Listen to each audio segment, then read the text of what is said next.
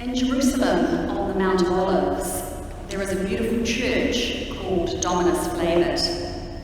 Jesus wept, it translates to. It's built in the shape of a teardrop.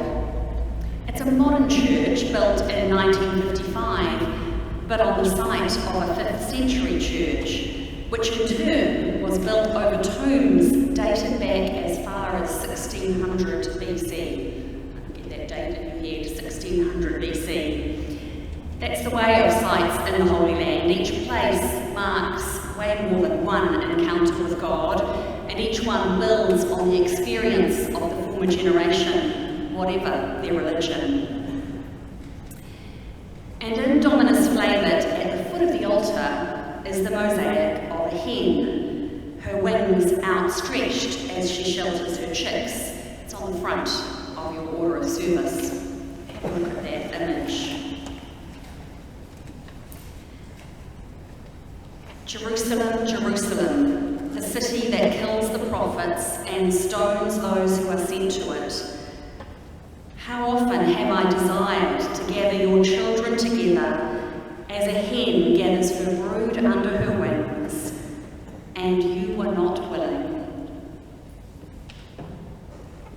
Jesus is crying out in lament for Jerusalem. Jerusalem that is ruled by the fox, Herod. The fox who would kill the hen if given half a chance. Interestingly, it's some of the Pharisees who warn Jesus about Herod. We normally see the Pharisees as being in opposition to Jesus, but here Luke has them as allies, coming to talk to Jesus and say, you better be careful of Herod. Why have the people of Jerusalem not listened to Jesus? Or maybe not the people, but the leaders. Why have the leaders not listened? The fox himself. Well, they may have fallen to the temptations that Kate talked about last week. The desire for power. The desire to avoid suffering. The assumption that God is on their side. Since the time of Abraham and Sarah, they have felt secure in the promise of their land and its descendants.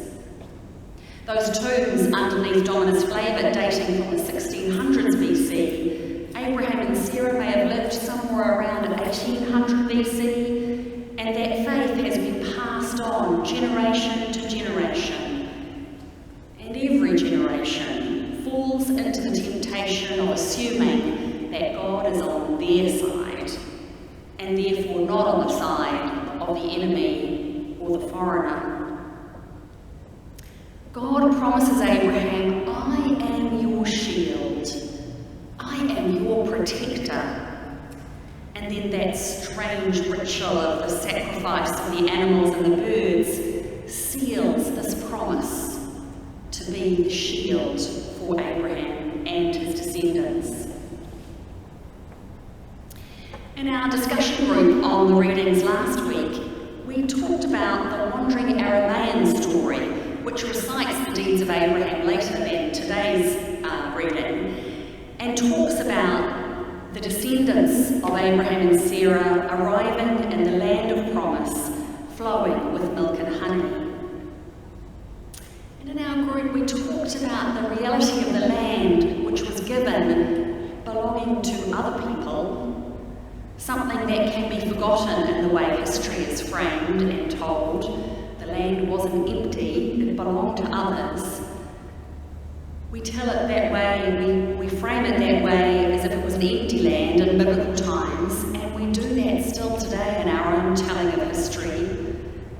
We spoke about our own land and the way we talk about Aotearoa. We talked about writing Pepeha as Pākehā and the intricacies of telling our story without claiming the maunga or the awa as our own. Jesus, in the land of his ancestor Abraham, laments that people cannot hear the message of love for all people, whether they're Indigenous or settler or immigrant or refugee, everyone. Jesus' message is for all of them. And so he looks over the city and wants to gather the people like a mother hen. Interestingly, Jesus doesn't choose an image from the Hebrew scriptures of a mother bear or a mother eagle, images which might have been stronger and more fierce. He chooses a new image, the image of a hen, wings outstretched, heart exposed, offering shade and warmth and shelter like the shield of Abraham. All of those things at the ready. And the hen is absolutely at risk if the fox were to wander by. But the hen waits, arms outstretched, as they soon will be again on the cross of suffering.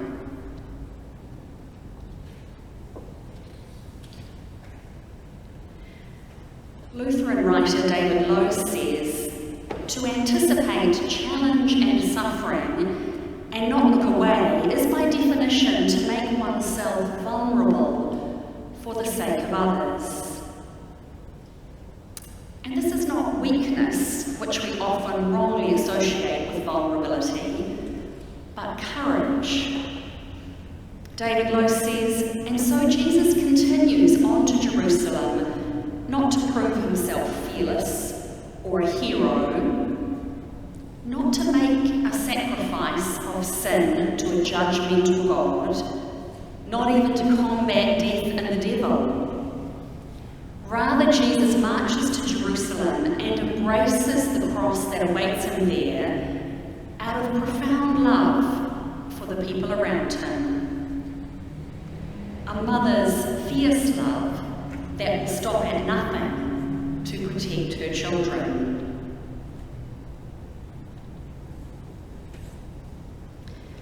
In our quest for healing this Lent, Kate said last week, we have to begin with knowing and facing the reality of suffering.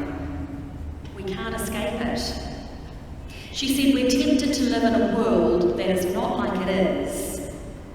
Instead, she said, if we bring our scattered attention to the here and now, we can uncover our remarkable resourcefulness, which allows us to participate in the healing of the hurting.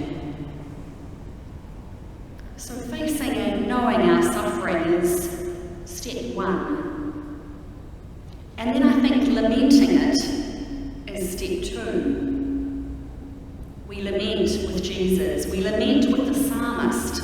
My God, why have you forsaken me? Why are you so far from my help and from my cry of distress?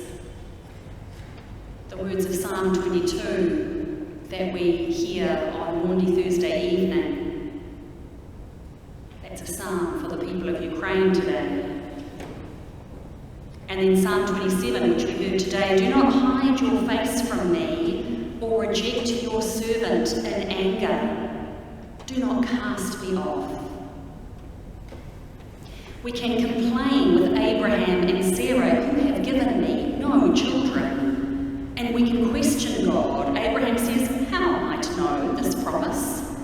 What you're talking to me about sounds ridiculous. How am I to know this promise? Why should I believe it? We lament with Jesus, Jerusalem, Jerusalem, the city that kills the prophets. Jesus would say today, Ukraine, Ukraine, our hearts weep for you. And Russia, our hearts weep for you, so lost in the thralls of your violent leader. And then closer to home, we lament with our own pain or fear for loved ones who are not well, fear for livelihoods and our economy. And we lament the state of our climate crisis. And we sit with that lament, not looking away, allowing ourselves to become vulnerable and and open. And then when Jesus invites us under the cover of those hen's wings, we will know to step forward. We will allow ourselves to be sheltered, rather than thinking that we can manage on our own. We will find the strength to face our pain, to seek healing and find it in the company of others who are also sheltering with us. Because Jesus stays there, arms outstretched, and invites us in.